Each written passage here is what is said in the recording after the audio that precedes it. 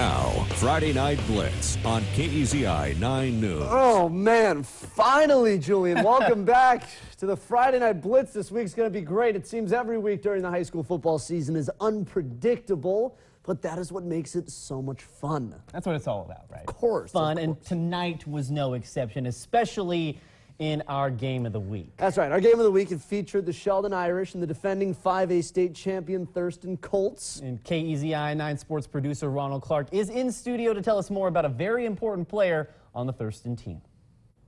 Ernie Kent and his son were the first ever father-son coach-player combo at Oregon, but they weren't able to achieve the feat that this next duo did at Thurston. He's seen a lot of successes and a lot of failures, and so he knows what it takes to be successful. Last season, the Thurston Colts won their first ever state football championship with head coach Justin Stark at the helm and his son Grant anchoring the offensive line. That was awesome. I think that was probably the best part, getting to do it with my dad, my brother on the sideline, my mom not far away. It was awesome. It makes me emotional, and to have both of them there, to have Grant on the field playing a huge role, and to have Grayson there, you know, by my side, being a ball boy for that game, it was really special. The three-star lineman says he's been playing football since he was in kindergarten, and while the saying goes, like father, like son, they both have different playing styles. I think he was a lot more physical, a lot more like of a headbutter. I think I play a little bit more like with my mind. He's a better athlete than I was. I was a little faster, like straight ahead foot speed, but he has better coordination and balance. Standing 6'5" Grant is not only the biggest player on the team, he also has the biggest personality. I've always just been kind of like a fun-loving, animated kid, always been pretty loud. Hooly, hooly, chicken on three. 1, 2, 3. Hooly, hooly, chicken. It's amusing at times. Sometimes it's a little bit annoying. Anyone would tell you, his teachers would tell you, and other coaches, it's nonstop. When it comes to game time, neither his teammates or his coaches question his demeanor. He's serious about football, and in June, he committed to the University of Nevada, Reno. He found the school and he found a fit that was perfect for him. It really was a good fit. Reno, I feel like, was an awesome town. The living situation there for all the football players was awesome. Just everything kind of fit and felt really good. Grant says he committed early so he can focus on his senior year and try to win another state title with his dad and his head coach by his side. Live in the studio, Ronald Clark, KEZI 9 Sports. Thank you very much, Ronald. So let's get into it.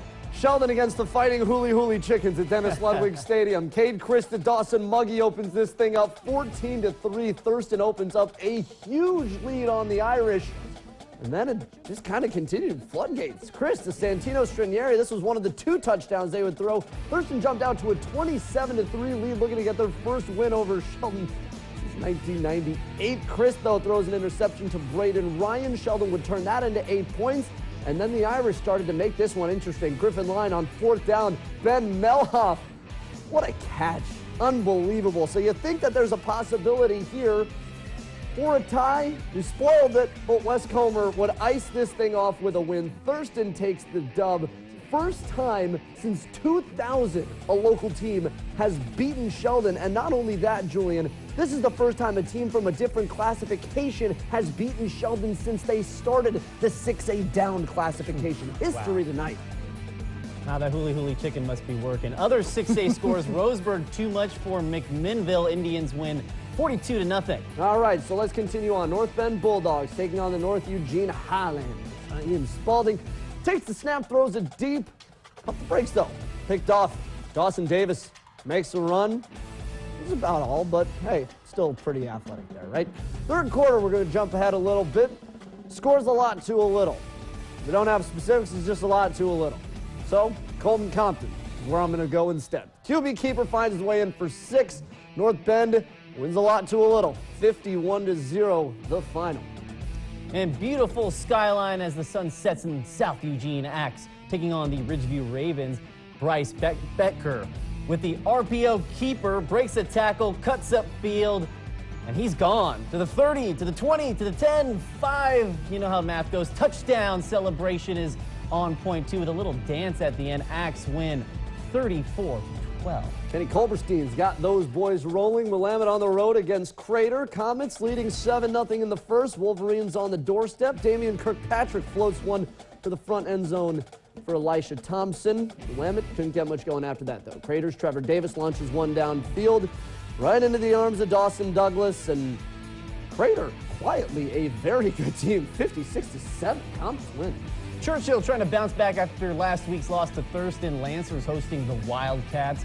Lucas Grave takes the handoff up the middle, and he spins his way of a great block. Ooh, bell rung by Orion Osborne. Great hit. Couple plays later, Jay Snap dumps it off to Lucas Grave on the outside. Grave sheds a tackle, gets a block, and finds some open space. He's gone. Chalk it up for 6 for Wilsonville. Churchill falls to 0-2. 41-7 is the final score there. Placing a big senior class, Churchill is, and obviously some coaching flux at Springfield. Miller's got an opening win, but trying to get another against Ashland on the road. First Grizz drive of the game. Hand off into a crowd near the goal line. No problem for Demario Watson. That's a touchdown. Staying in the first. Ashland ball again. Ball finds Logan Sanford. No one around him, and so that's a pretty easy score. It's typically how it works, right? Springfield couldn't get anything done offensively, and the Millers fall in a landslide 49-0. Heading up by 5 to West Albany. Bulldogs playing host to the Crescent Valley Raiders. Third quarter, Porter Phillips up the gut, and he's in for the easy score. Bulldogs push the lead to 27-0 at this point. Nothing going for the Raiders, so ensuing drive for West Albany.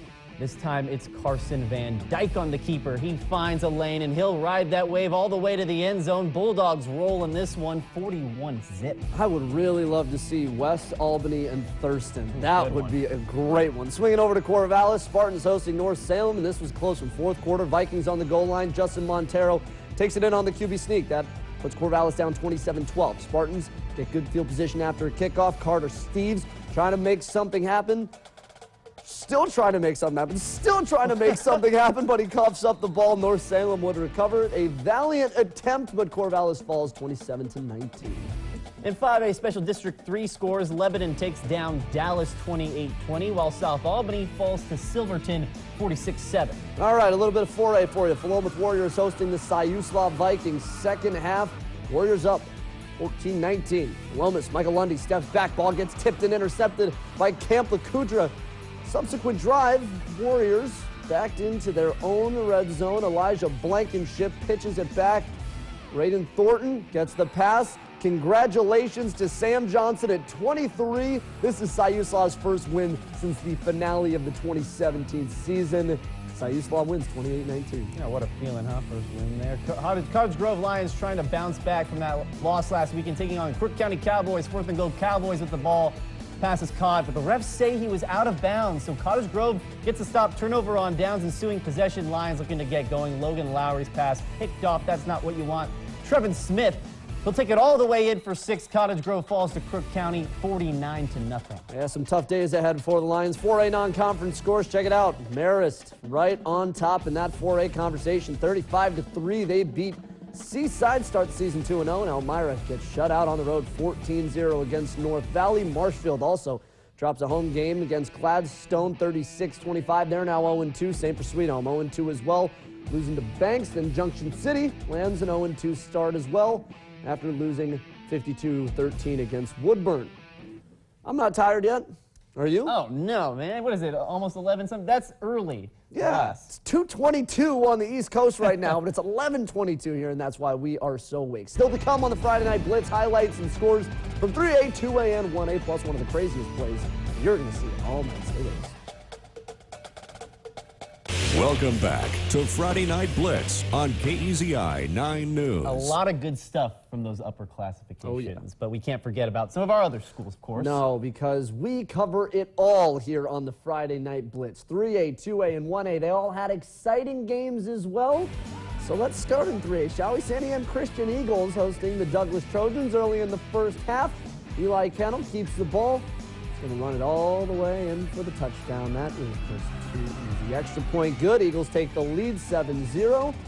Sandy M. Christian again with the ball. This is a Sandy M. Christian type of show right now. Kennel hands it off to Luke Melskow. Fights tacklers, drags him into the end zone.